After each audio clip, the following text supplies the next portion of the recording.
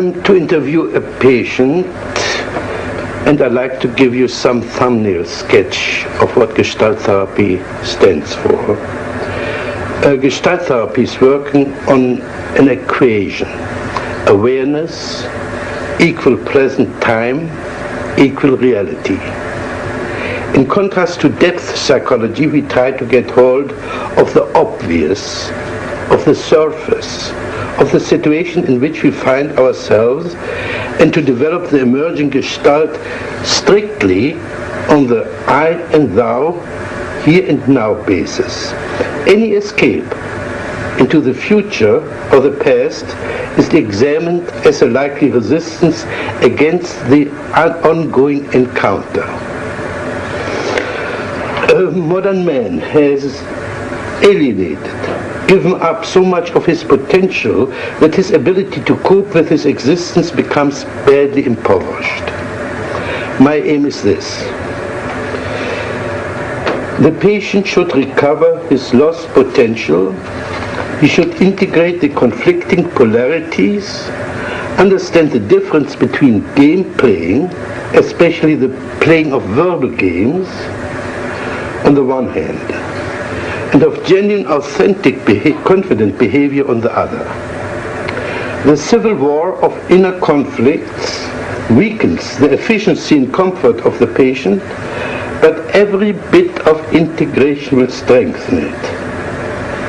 Now, in the safe emergency of the therapeutic situation, I repeat, in the safe emergency of the therapeutic situation, the patient begins to take risks and to transform his energies from manipulating the environment for support into developing greater self-support, that is, reliance on his own resources. This process is called maturation. Once the patient has learned to stand on his own feet, emotionally, intellectually, and economically, his need for therapy will collapse. He will wake up from the nightmare of his existence. The basic technique is this: not to explain things to the patient, but to provide the patient with opportunities to understand and to discover himself. For this purpose, I manipulate and frustrate the patient in such a way that he's confronting himself. In this process, he identifies with his lost potential, for instance, through assimilating his projections by acting out the alien parts of himself. Principally, I consider any interpretation to be a therapeutic mistake, as this would imply that the therapist understands the patient better than the patient himself. Takes away from the patient the chance of discovering himself by himself, and prevents him from finding out his own values and style. On the other hand, I disregard most of the content of what the patient says and concentrate most on the non-verbal level, as this is the only one which is less subject to self-deception than his verbal pseudo-self-expression. On the non-verbal level, the relevant Gestalt will always emerge and can be dealt with in the here and now.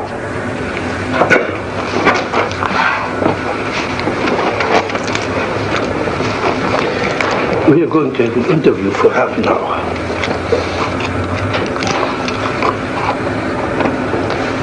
Right away, I'm scared. You say you're scared, but you're smiling. I don't understand how one can be scared and smile at the same time. And I'm also suspicious of you. I think you understand very well. I think you know that when I get scared, I laugh or I kid to cover up. But do you have stage fright? I don't know. I'm mostly aware of you. I'm afraid that you're going to have such a direct attack that you're going to get me in the corner, and I'm afraid of it. I want you to be more on my side. You say I get you in your corner, and you put your hand on your chest. Mm-hmm. Is this your corner? Well, it's like, yeah, it's like I'm afraid, you know.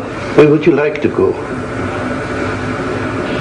Can you describe the corner you like to go to?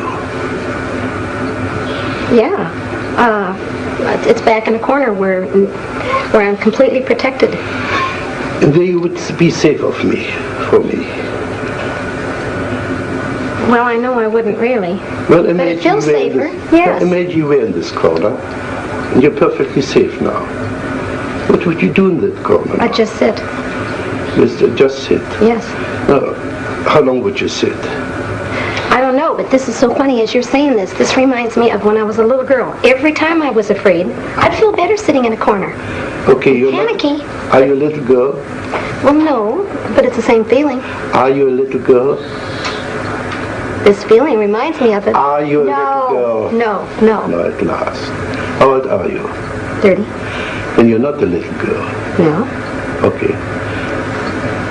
So you're a 30-year-old girl who's afraid of a guy like me.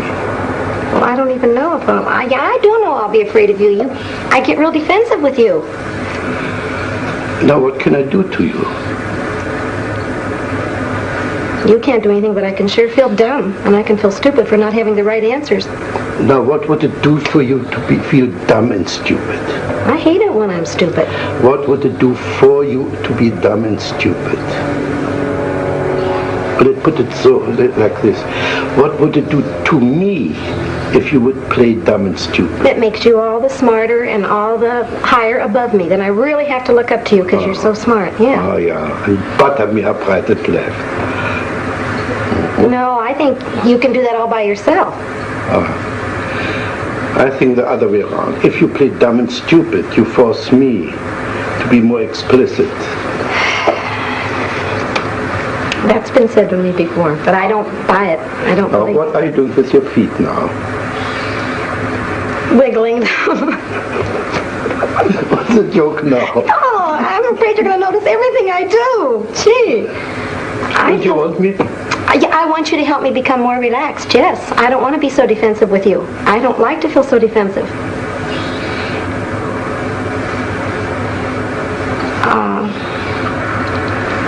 You're acting like you're treating me as if I'm stronger than I am, and I want you to protect me more and be nicer to me. Are you aware of your smile? You don't believe a word what you say. I do too, but I know you're going to pick on me for it. Sure, you're bluff, you're phony. Do you believe, you're meaning that seriously? Yeah.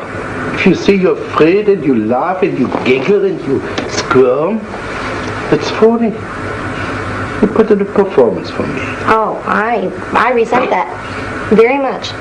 Can you express it? Yes, sir. I most certainly am not being phony. I will admit this. It's hard for me to show my embarrassment, and I hate to be embarrassed. But boy, I resent you calling me a phony. Just because I smile when I'm embarrassed or I'm put in a corner doesn't mean I'm being a phony. Wonderful, thank you. You didn't smile for the last minute. Well, I'm mad at you. That's right. You didn't have to cover up your anger with your smile. Now, in that moment, in that minute, you were not a phony. Well, at that minute I was mad, though. I wasn't embarrassed. In other words, when you're mad, you're not a phony. I still resent that. I'm not a phony when I'm nervous. Again. I want to get mad at you. You know what I'd like to do? I want you on my level, so I can pick on you just as much as you're picking on me. Okay, pick on me.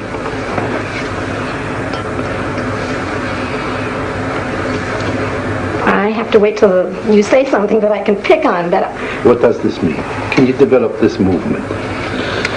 I can't find words. I want to develop this as if you were dancing.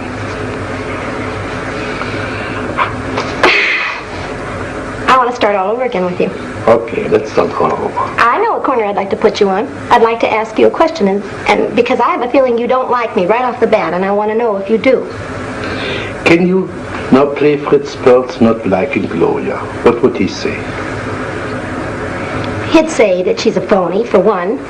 Say you are a phony. You're a phony, and you're a flip little girl, and you're a show-off.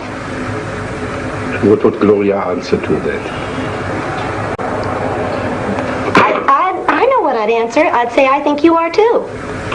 Now say, tell this to me. Tell me what a phony I am. Well, I'm...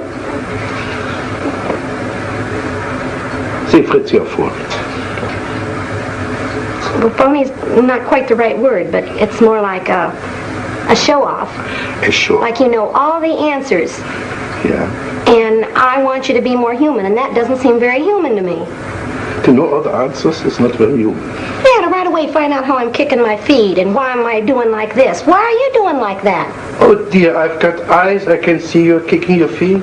I don't need a scientific computer to see that you're kicking your feet. What's big about that? You don't need to be wise to see that you're kicking your feet.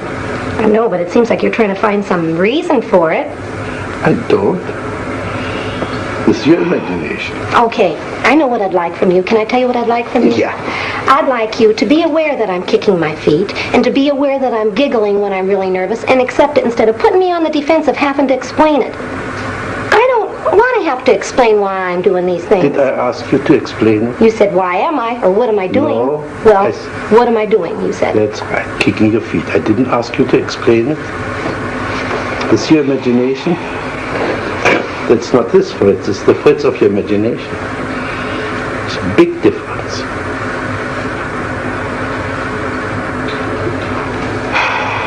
Now do this again. Again. How do you feel now? I don't know. Playing stupid. I'm not playing stupid. I don't know the right answer. This is playing stupid.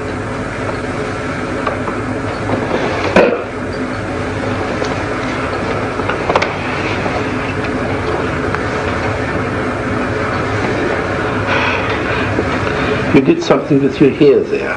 Is by any chance something in my hair what you object to? No. No. Okay. No, but your hair and your features go along with the feeling I had about you earlier. I had a feeling like I'd be afraid of you.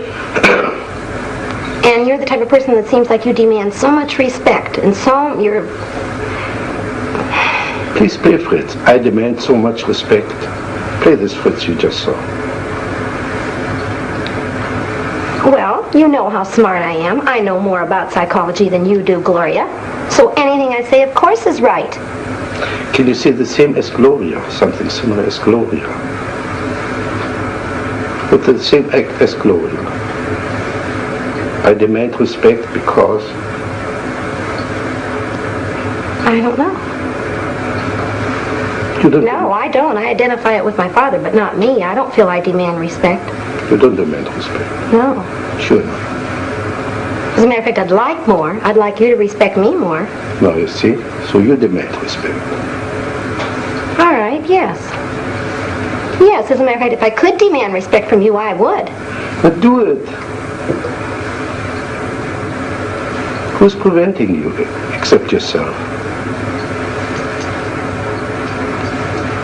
Because I feel if I get myself out on the corner, you're going to let me just drown. You're not going to help me one bit, and I know that I can't quite come up to standards with you. What should I do when you're in the corner? Encourage me to come out. Ah, you don't have enough courage to come out by yourself. You need somebody to pull little mamsel in distress out of a corner. Yes. So anytime you want somebody to pay attention to, you call into a corner and wait till the rescuer comes. Yes, that's exactly what I'd like. And this is what I call phony. Pardon me? This is what I call phony. Why is it phony? I'm admitting to you what I am. How is that a phony? That is a phony because it's a trick, it's a gimmick to crawl into a corner and wait there till somebody comes to your rescue. I'm admitting it. I know what I'm doing. I'm not being phony. I'm not pretending I'm so brave. I resent that. I feel like you're saying unless I come out openly and stand on my own, I'm not a phony. Baloney. I'm just as real sitting in that corner as I am out here all by myself. But you're not sitting in that corner. Well, not now.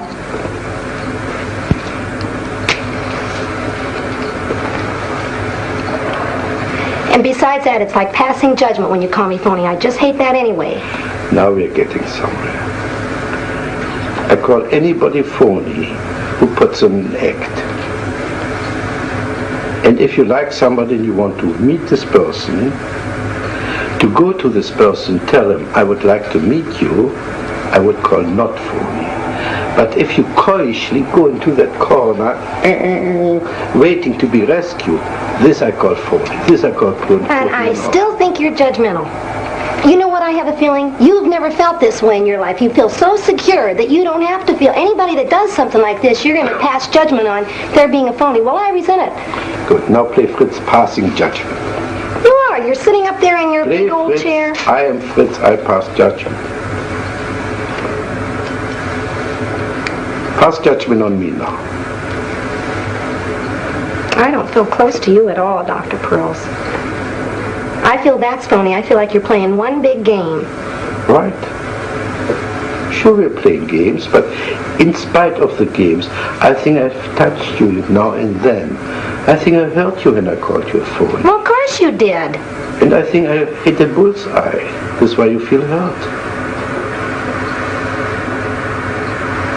I don't know. All I know is when I feel the way I feel with you right now, it's like you don't have feeling. Fine. Now, exaggerate this. What you just did. That's it. Now, talk to me like this. I can't. I want to laugh. I'd like you to be younger than me so I could really scold you. How old must I be? My age, 30. Good, I'm 30 now. Imagine I'm 30. And now you're scolding. Okay, don't be so cocksure of yourself. Don't think you're so doggone smart. Don't act so proud because you've never been in the corner. I think you can be just as big a phony, parading around like you're so damn smart and you know all the answers as much as me sitting in my corner. Oh, and I like the feeling of you being younger. Yeah. I'd like to embarrass you. Yeah. Embarrass me. Well, you wouldn't get embarrassed. You seem unaffected. Tell me, embarrass me. Tell me how old, how ugly I am. Well, you don't look old and ugly, you look distinguished. And that's all the more on your side. If you look so distinguished, then see. That's more on your side, too. Well, Gloria, can we say one thing? We had quite a good fight. No, I know. No. I don't think you're fighting with me. But I felt you came out quite a bit. No, I'm mad at you. Wonderful. But you seem so detached. You don't even seem to care that I'm mad at you. I feel like you're not recognizing me at all, Dr. Perls. Not a bit. This is quite true. Our contact is much too superficial to be involved in caring. I care for you as far as, let's see, you're right now my client. I care for you as far as I like to, like an artist, bring something out which is hidden in you. This is as far as I care.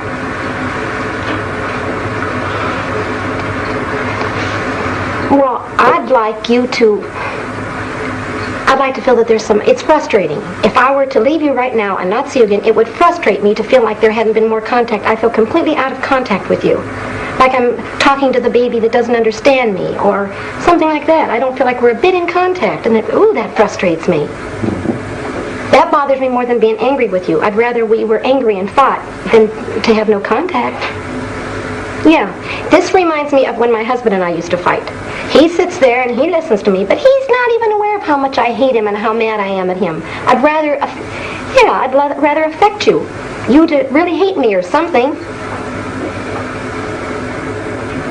And I feel like you're purposely staying out of contact with me. How should I be? Give me your fantasy. How could I share my concern with you? I can't say in words. I know the feeling I'd see on you, but I can't say. It's just a feeling like, I don't know. It's like I want you to respect me more as a human being, that I've got feelings. Now we come back to the beginning. So you want respect? Yes, I do. I do. See. This is a different kind of respect than I meant the first time. But you need respect. Yes. I respect you so much as a human being that I refuse to accept the phony part of yourself and address myself to the genuine part. Right now, the last few minutes, you were wonderfully genuine. You were not playing anymore. I could see you were really hurting. Well, I don't feel I've got a right when I don't like somebody or I disagree with somebody's doing. If I should respect them, if they're above me, they're superior to me, I don't feel I've got a right to really, really tell you how mad I am at you. That's garbage. You're not jacketing. You're getting back into your safe corner. Well, that's the way it feels. That's what the safe corner feels like to me. That's right. Now go back to your safe corner. Because we have to part very soon. You stay in your safe corner. You came out for a moment. You nearly met me. You could get a little bit angry with me. Now go back to your safety. I feel like you're telling me the only way you respect me as a human being if I'm aggressive and forceful and strong. I feel like you couldn't even accept I'd be scared to death to cry in front of you. I feel like you'd laugh at me and call me a phony. I feel like you don't accept my weak side only when I'm yelling back at you or hollering at you. You mustn't cry in my presence. Well, I wouldn't even give you the satisfaction. Say this again. No. Say this again. I try not to. I try not to cry in front of you or show my weak spot for fear you'd jump on me again. Are you aware that your eyes are moist? I'm aware that I feel more choky, yes. I feel that. Could you choke me? Pretend, but not for real. Why not for real? Well, because I don't hate you that much. Well, you want to choke my tears back. You want me to choke you so you wouldn't cry? If I'd like to choke you, it would be to make you cry. I'd like to see you weak. I'd like to see you hurt and vulnerable. What would this do for you? Make me feel like I have more of a right to be hurt and you wouldn't jump on me so quick. Would you jump on me if I would cry? No. But I would jump on you if you would cry. You're sure of this? No, I'm not sure of it. What would you like me to do if you were to cry? You're smiling something off. Well, because I got two feelings. I was going to say I want you to love me and hug me, but then I thought, no, I don't want to. What's your objection? I'd be scared to be too close to you. Now we're getting somewhere. First you want to be close to me. Now you're afraid to be too close to me. Here's what I'm saying, but... That's right. Now we got the two poles of your existence. But they're two different feelings. Close, I mean emotionally, but not physically. Yeah. But we've got the two poles of your existence now. Either far away in a corner, or be so close that you get melt into one with the other person. And apparently you travel between the two extremes.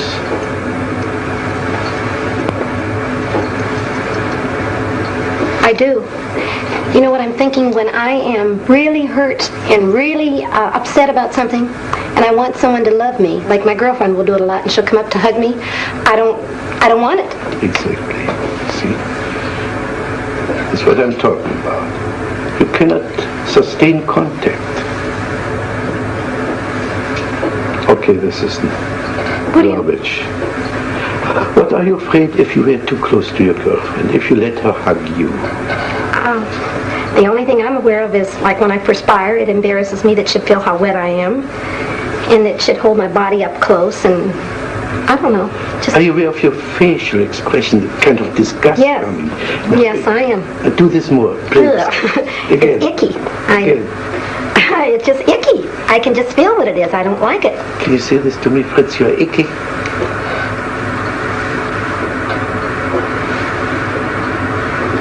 No. No? What's your difficulty? Because I feel like if you really believe me, that would hurt your feelings. Oh, you mustn't hurt my feelings. Well... I thought I was so indifferent, as you said before, that nothing could touch me. No. Now you suddenly discovered a way to touch me, isn't it? Well, you know what I believe? I believe you're the type of person sort of like me, that you act like it wouldn't hurt your feelings, but it really would. You act strong, but you're soft and vulnerable inside there, too.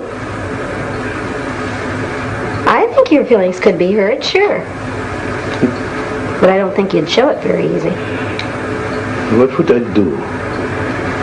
How would I conceal my feelings? By turning it back on me? by saying, "Now, what did you get from that, Gloria?" You turn the whole thing back on me instead of showing how hurt you were. Now, can you say this to Fritz? What did you get out of this, Fritz? Say this to me. What'd you get out of what? What you just said, just your sentence. Sure, I know what you'd get out of it. If I said, "What did you get out of this, Fritz?" you'd say, "Nothing. It didn't bother me. It was you that did it. You still wouldn't let me know you were hurt. But I know what it would be if you told your true feelings, that you didn't want to show you're hurt, so you covered it up. Same way with me in the corner." Now, if I were hurt, if I would cry, what would you do with me? You wouldn't be so superior to me. You'd be more vulnerable, and I could pacify you and make you feel better. You could hug me. Yes. And I could be the baby. Yes. Yes. I'd like that. You'd feel more on my level. I wouldn't have to feel so dumb with you. And the other way around, you would have to be my baby. If you would cry, you would like to play the baby and be comforted and hugged and poor thing. Well, I'd like that too. But I tell you something, Gloria. I think we came to a nice closure. I think we came to a little bit of understanding. I think we finished this situation now, right? Right.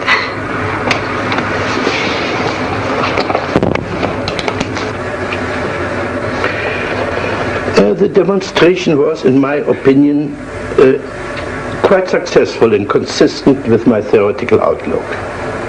The avoidance of the genuine encounter manifested itself in three ways.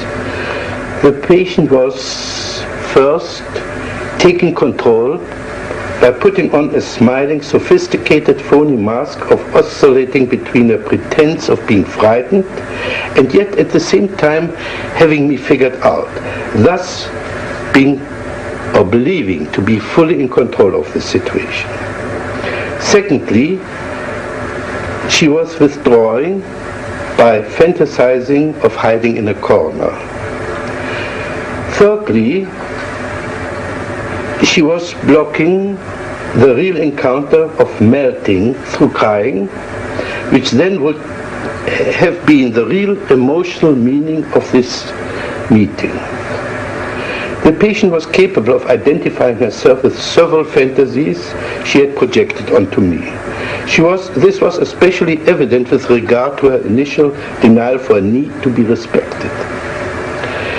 The need for environmental support started to come out besides her need to get respected. It was verbalized in a wish to be cared for, rescued from the corner, and so on. I broke off the session when the first tears began to appear. She began to play the role of the lonely child and apparently wanted to be hugged and comforted. But here too the assimilation of her projection began to work, and she began to experience holding me like a baby. Apart from assisting her and assimilating her in some projections, the main therapeutic factor was to show her the inconsistency of her verbal and non-verbal behavior. For instance, saying that she was frightened and smiling at the same time. A frightened person does not smile. Where I feared was in the direction of her embarrassment. This embarrassment was protected by her brazenness and anger. To get to her existential embarrassment, we would have to work through and eliminate the phoniness, that is, the ease with which we can superficially assume any role that is required for a specific situation. This pseudo-adaptation is her way of coping with life. This is about what I got out of this session.